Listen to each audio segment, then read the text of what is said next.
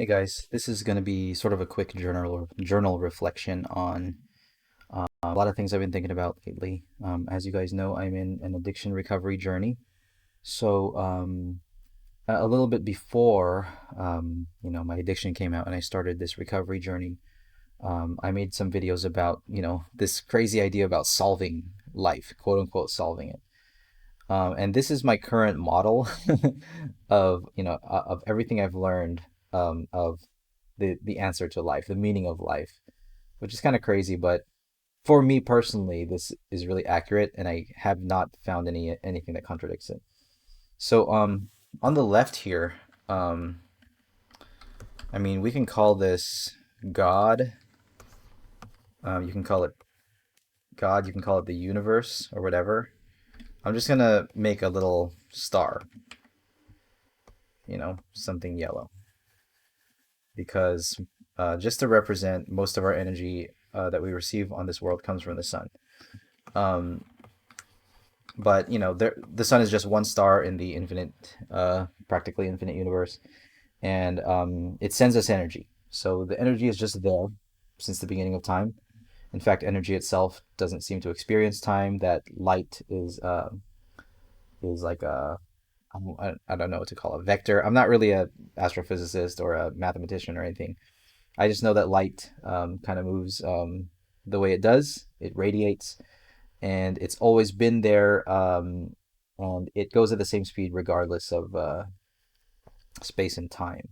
That speed itself is the main factor, and not space or time.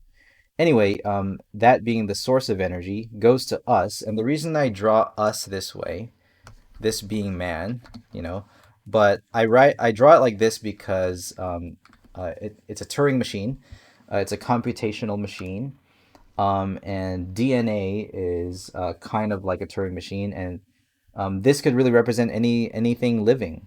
It could be grass. It could be an animal, and it's in fact it probably goes to grass first, or any plants, anything with chlorophyll, or any way that DNA or mRNA, however it formed, it absorbs energy, and it uses energy to take its course.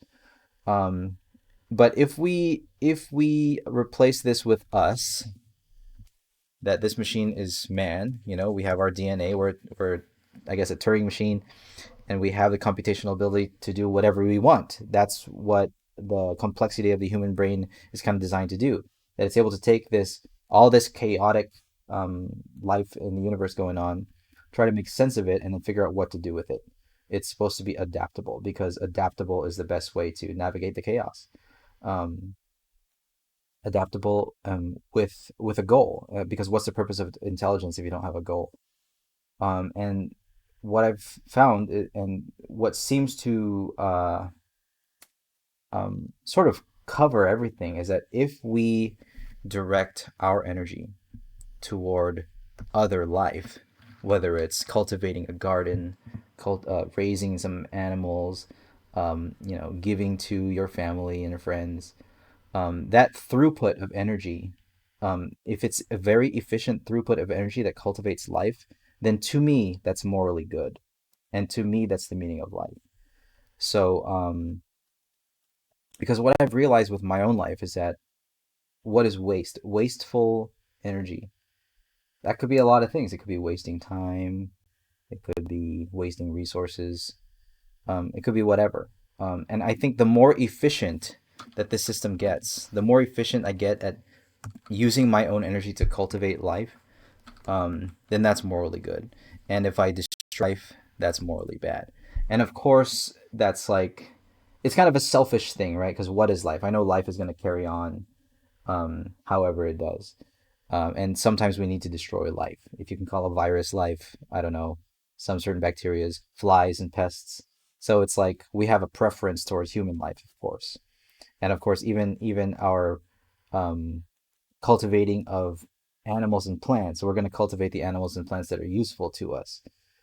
So it seems that there is a little bit of selfishness in the sense that we prefer our own species, but I think that's okay as long as we're cultivating life in a way for our own good, because this machine has to keep running, And in order for this machine to keep running, it needs the energy. And we don't get that energy directly from the sun like plants do, but we get that energy from like other machines, other DNA. So this is like I'm still kind of wrapping my head around this.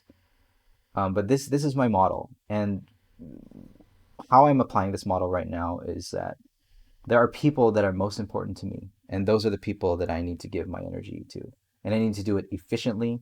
I need to do it urgently and without waste. There's a question mark here because you can really, I mean, we're adaptable brains. We can really make our goal whatever we want. We can also destroy life. But if I go this way, and I cultivate, um, just cultivate, cultivate life that's precious. To me, that's morally good. Um, and I haven't found anything really contradictory to this model. I wonder if there is anything. Is there anything utilitarian in this model? Is there anything? Is there any flaw in it?